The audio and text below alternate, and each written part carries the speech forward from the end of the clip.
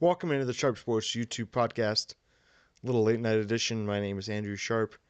The Denver Broncos have taken a commanding lead in the AFC West. It's absolutely unbelievable that they are here, that we are here. I am live back in Denver. If you didn't have a chance to check it out on the channel, me and Mr. Tyler Anthony were in New Orleans this last weekend enjoying each other's company. We did a fun little live stream from the world famous Cafe du Mall in downtown New Orleans, bouncing around on a bunch of sports topics, enjoying some of the New Orleans atmosphere, and it's good to be back in Denver, but I will be remiss if I did not talk a bit more about the Broncos' incredible victory in Denver, on Sunday over the Kansas City Chiefs, arguably the biggest win in Denver for the Broncos really since the Peyton Manning era and Super Bowl 50. Incredible effort by the Broncos. I wish I had been in town to witness some of the aftermath downtown, but business took me elsewhere, and pleasure, as well as I enjoyed my time in New Orleans.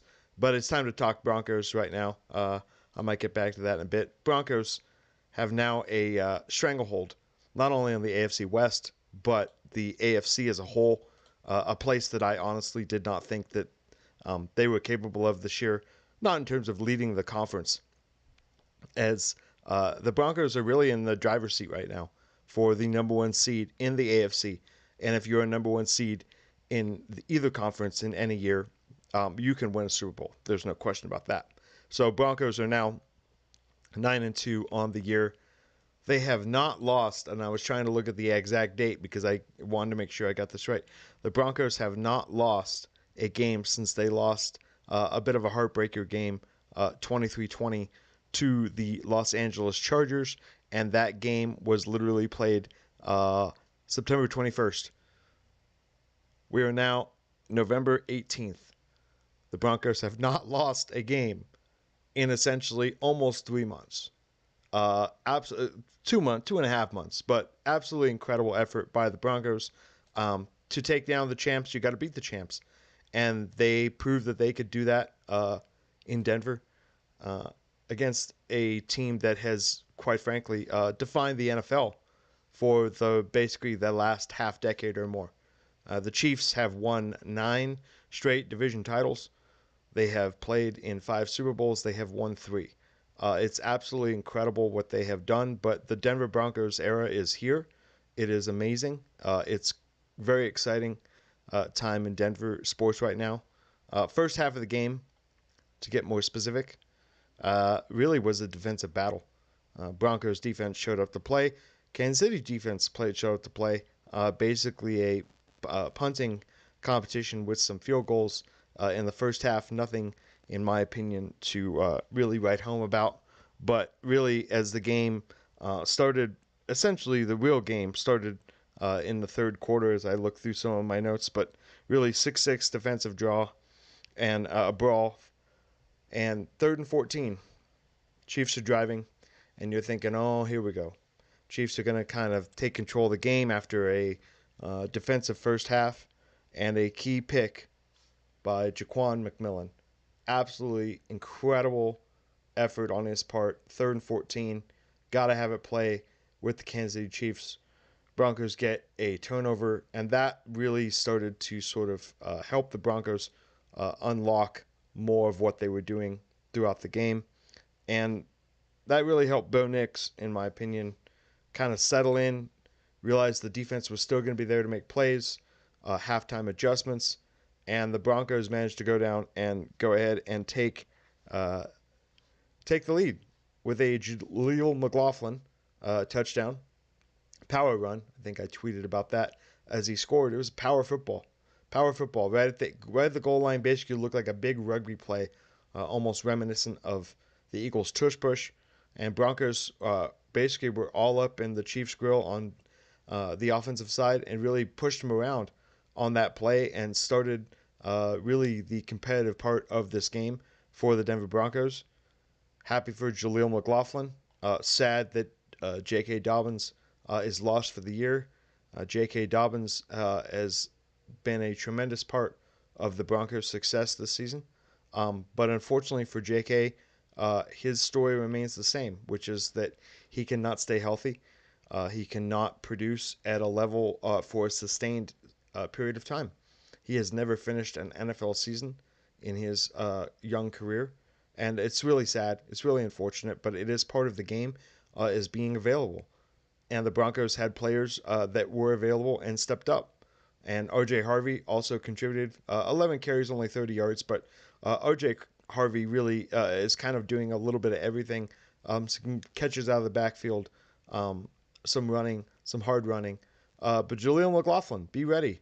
Be ready when your number is called. Only had 6 attempts for 19 yards, but really at this point, it's kind of a mash unit on the run game. I have been talking about the run game all season as a way of a balanced attack. And unfortunately for the Broncos, with this latest injury, it's going to put more on the shoulders of Bo Nix. And luckily for Bo Nix, that's a good transition to get to him. Bo Nix looks settled. The last couple games, as I reacted to, were a bit unnerving. It seemed as if Bo Nix was going backwards, that he was not seeing the field, that he was not running the offense. Everything was very scattered and hard to watch, quite frankly. It was, as I called it, non-functional offense. This was functional. This was highly functional, throwing very good passes in critical situations. Had a couple drops. Again, it's always the drops with Troy Franklin. If the guy didn't drop the ball, he'd be honestly probably number 2, if not number 1 on this Broncos team. But that's kind of what he is at this point. But Bo Nix ended up finishing 24 of 37 for 295 yards. Only took 2 sacks. Did not throw a touchdown pass in this game. But that is not the story. The story is the fact that the Broncos offense against a good, not as good as they have been, but still a good Kansas City Chiefs team in a game that the Chiefs absolutely had to have on the road, desperately needed the victory. And Bo Nix was solid. And that's really what this team is about. If Bo Nix is good to solid with the defense that is being played by the Denver Broncos, along with a bit of a mixture of the run game, this team is going to win a lot of games. This team has won a lot of games with that formula. This team is 9-2. I had them at 11-6. Again, thought that this might be a game that would be out of their reach in terms of a victory, as I figured the Chiefs. Honestly, I wasn't going to pick against the Chiefs until they proved otherwise. But the Chiefs, that could be a whole nother podcast, as they're currently 5-5. They've lost more games this season than they lost all of last year and the previous year basically combined. They've kind of been in a free fall since their resounding Super Bowl loss to the Philadelphia Eagles. So the Broncos not only collect the win, they have now collected wins against both teams that played in the Super Bowl a mere 9 months ago. Incredible. Absolutely incredible. Again, the defense for the Broncos, I can't. You could do a whole podcast on the defense. I can't give them enough credit. They absolutely made Mahomes run around. He looked very uncomfortable. He was obviously frustrated the entire day. The Chiefs end up finishing 5 of 13 on third down, which was worse than the Broncos. Broncos weren't great on third down either, but still 5 of 13 for Mahomes on third down. They had a total of 311 net yards offensively, but really, it really didn't feel like that at all. The Chiefs really had Travis Kelce had a pretty good game, but the rest of the offense for the Chiefs really didn't do anything. Kareem Hunt is a nice story in terms of his being able to find a role again on the Chiefs after bouncing around the league a little bit, but he is not the answer for them on a run game.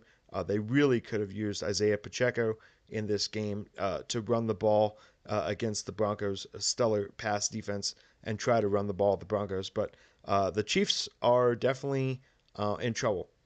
They are looking right down the barrel of playoff mortality. And they have games on their schedule that they can certainly win. But at the moment, Kansas City Chiefs are 5-5. They are the 9th team in the AFC. And they have not been really in this position since Patrick Mahomes became the full-time starter. Um, but I'm very happy for the Denver Broncos. It's just a gigantic win. It puts the Denver Broncos in the absolute driver's seat of this division. Currently, Broncos are 2-1 in the division with said loss to the Los Angeles Chargers I discussed earlier. Broncos have won 8 in a row.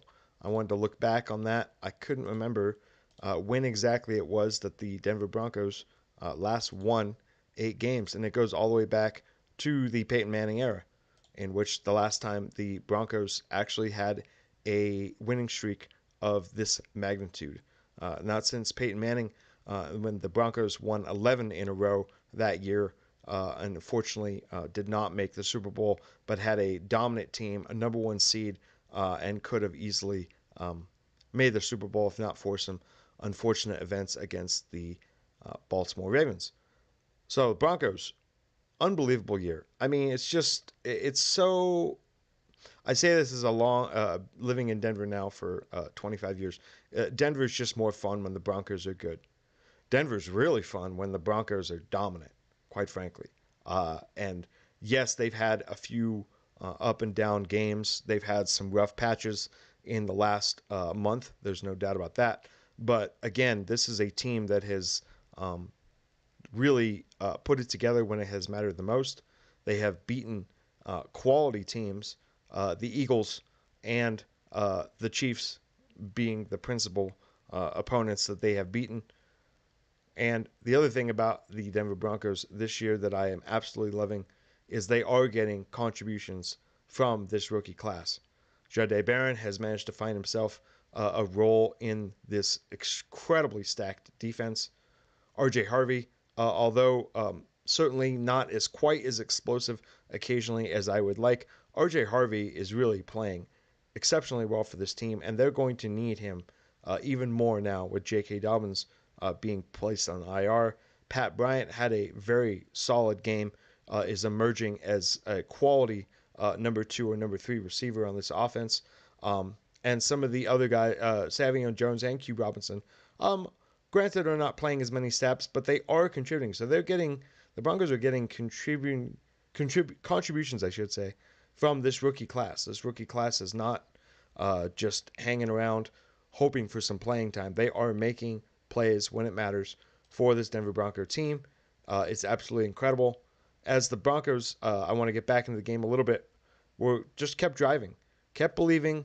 Bo actually, I felt like as the game went on, he got a better sense of how the Chiefs were going to play him, how they were going to try to defend what they wanted to do.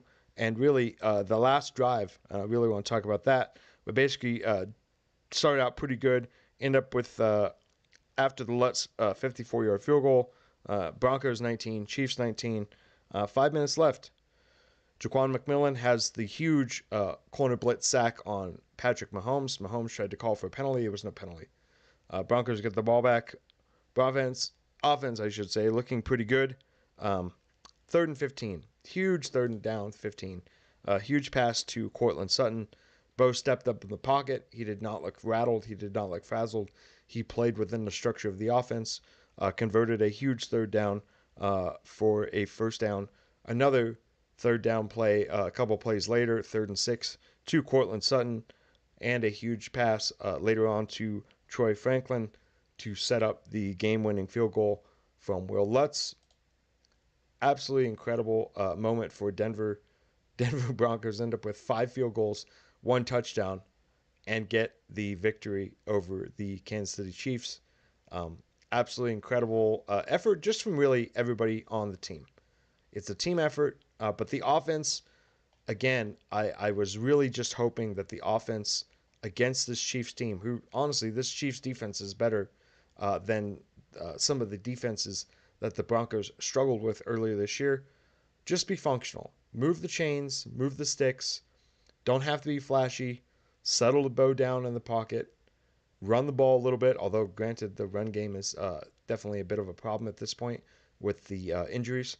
But Broncos were able to settle, run the ball. And the one thing I will say about that I still love about Bo Nix is that he is never rattled by the moment.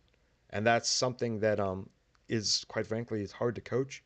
It's almost impossible to project from college is how will the guy respond when there is true pressure, when there is true expectation, when you really have to deliver in those crunch time moments, even if you've had poor performances at various points in the game, in the season, during the year, with a demanding head coach in Sean Payton. How will you respond? And Bo Nix has responded over and over. He has not let the noise or the criticism get to him, and certainly there's been criticism from me as well as, and I like the kid, but there's been criticism across the league about his play over the last month, and he has continued to improve. And that's really all you can ask. You can only ask if your quarterback continues to improve, your second year quarterback, I should say, continues to improve, continues to get better, and continues to put this team where they want to be. And quite frankly, the expectations have changed. I think I'll end on a little bit of this where I had the Broncos at 11-6, mostly because I thought that they could play better and win more, but that they were playing a harder schedule this year with raised expectations. And I still contend that winning back-to-back double-digit games, 10 last year and 11 this year, would be a tremendous success. Well, they've already proven that they're actually better than that.